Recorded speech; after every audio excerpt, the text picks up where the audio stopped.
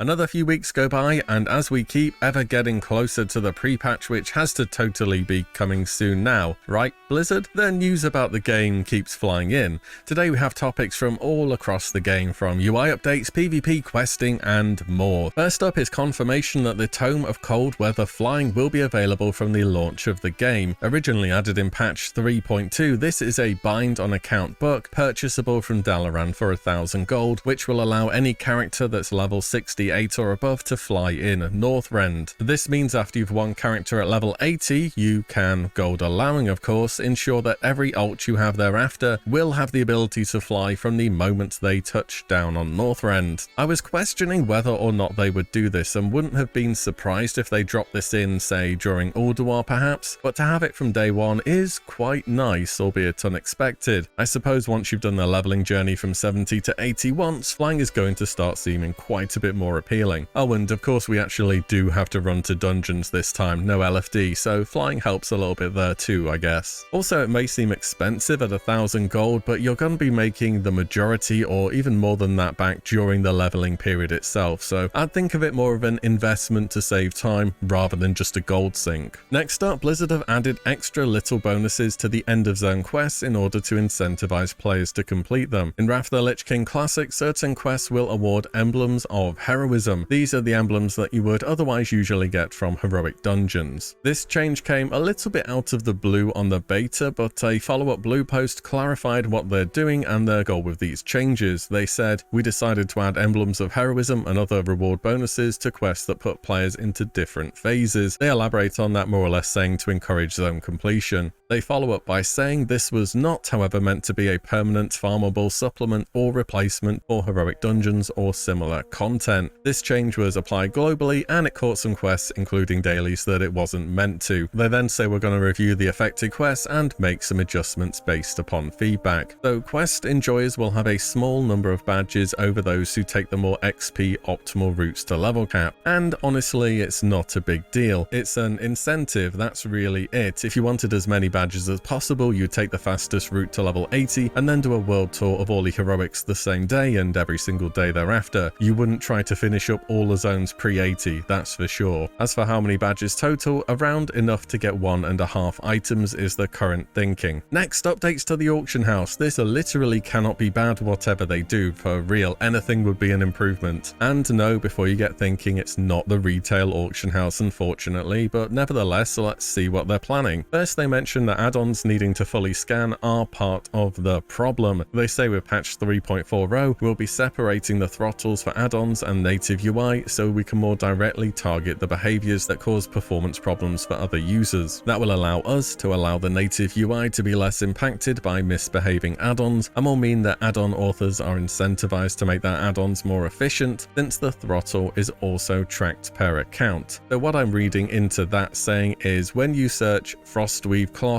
hopefully the auction house won't say scanning page 1 of 50 anymore and they will just pop up. That would already be a great improvement. Secondly, they mentioned since low unit price buyouts are the most common player desire, it opens up scam opportunities with low bid price on high buyout items being sorted to the top, and encourages the posting of single item stacks since bulk rate max stacks sort lower than single. Because of that, we're going to investigate adding better sort options to Classic's default UI in an upcoming patch. It likely won't be in for launch, but we'll try to add it as soon as possible. Well, I wish this happened forever ago. I also kind of wish you could right-click players' names on the auction house interface and then add them to ignore to not see their postings any longer. It would help since they nearly always have a name that's full of special characters, which is difficult to type, or you would just be able to report them since they're almost certainly using automation to post all of those items and then take them down just before the auction ends. Now we have some PvP related stuff. So in original Wrath, BGs were changed to give experience. Alongside this, Blizzard added certain NPCs to the game where you could choose to turn off experience gains. Players who created characters tailored to optimize their performance within a level bracket would use this so they didn't level up and be moved into the next bracket and have their character ruined. In WoW, we call these types of characters twinks, for some reason. Anyways, when Blizzard did this originally, they split the PvP queue into two separate paths, the XP on queue and the XP off queue. Twinking took quite the hit when they did this, as you kind of needed the leveling cannon fodder to pad the available PvP pool and ensure that Battlegrounds started frequently. In WotLK Classic, Blizzard have revised this decision and will not be splitting the PvP queues in two. All characters XP on or XP off will be matched into the same Battlegrounds. Blizzard say regarding this, while an individual who isn't optimizing their capabilities for level 19 might not be able to compete on an individual level, it's more fun to play a game with people of unequal capabilities than it is to not be able to play one at all. Now, I really don't know how popular lower level Battlegrounds are. I've done literally a handful of them, and they were full of twinks even back then who completely dumpstered your character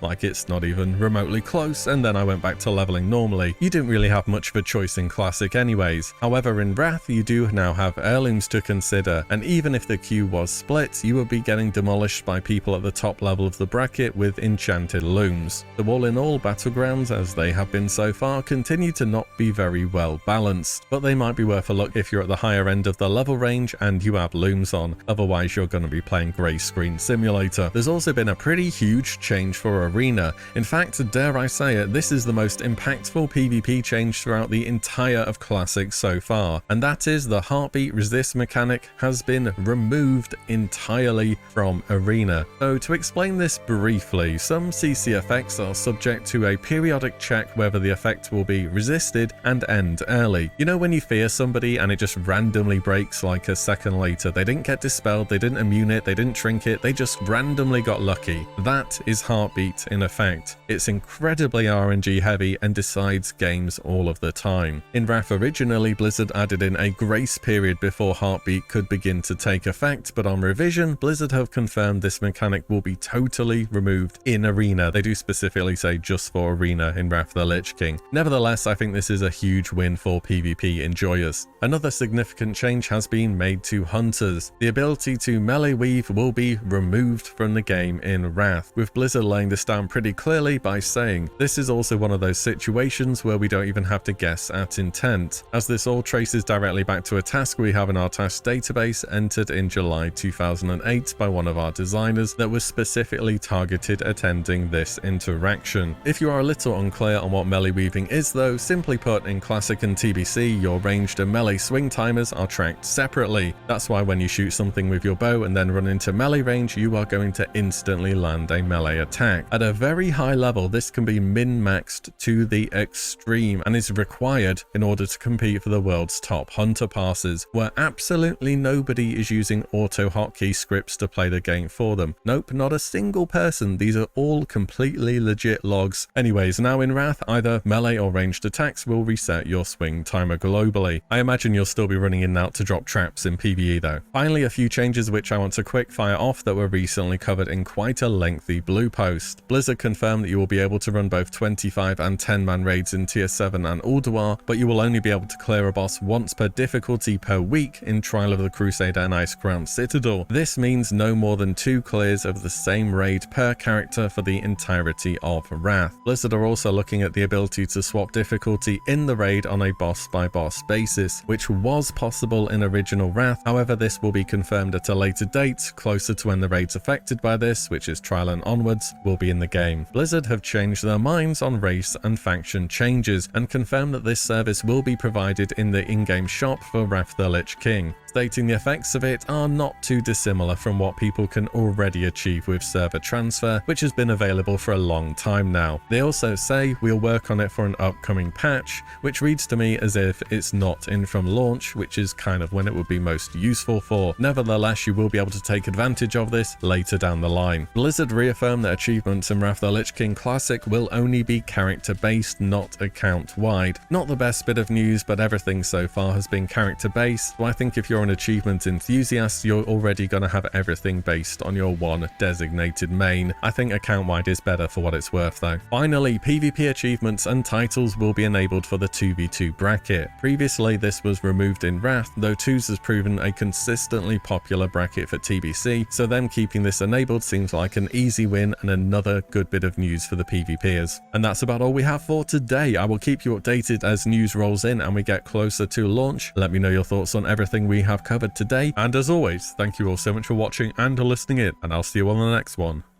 very soon.